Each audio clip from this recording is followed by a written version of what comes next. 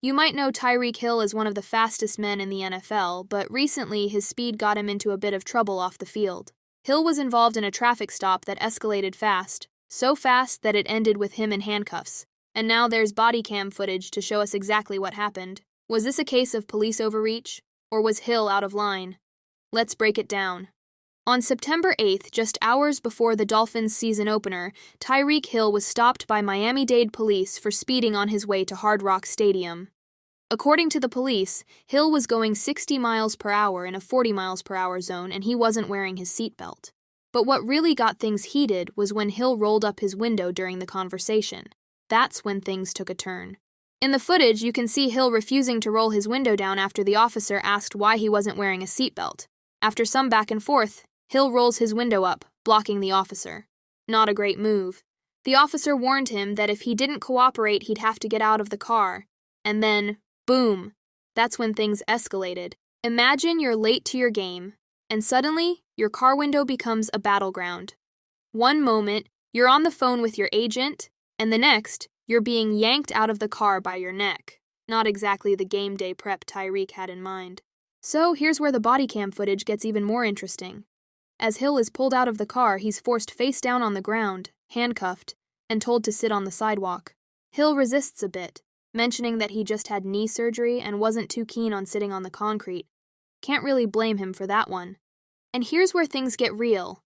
In the middle of all this chaos, one officer turns to the other and says, "You know who that is, right? That's one of the Dolphins' star players." To which the other officer responds, "Oh, F." I mean, imagine realizing halfway through a traffic stop that you just manhandled one of the NFL's top wide receivers. Eventually, some of Hill's teammates arrived, including number 93 defensive end C. Campbell, who tried to step in. Campbell calmly explained that he just wanted to be there for his friend, but he got handcuffed too. Talk about a bad day for the Dolphins. Thankfully, neither of them were arrested, and both were released shortly after. After the game, Hill spoke out about the incident, asking a pretty important question. What if I wasn't Tyreek Hill? It's a question a lot of people are asking these days. Hill mentioned that things escalated way too fast and said he felt the officers used excessive force. He's even calling for police reform, saying this incident should fuel change. And that's something to really wonder about. So why did this situation spiral out of control? According to the police, Hill wasn't immediately cooperative, which is why they handcuffed him for officer safety. But some experts, including former police chief Andrew Scott, are scratching their heads. Scott explained that while police can detain someone for reckless driving, the level of force used here seems unnecessary, especially with body cams recording everything. Of course, social media blew up after the footage was released. Some people think Hill should have complied from the start, while others think the officers went too far. It's like trying to decide the greatest quarterback of all time. Everyone's got an opinion, and no one's backing down. And despite all the drama, Hill went on to play in the game that very same day, catching 7 passes for 130 yards and even scoring a touchdown.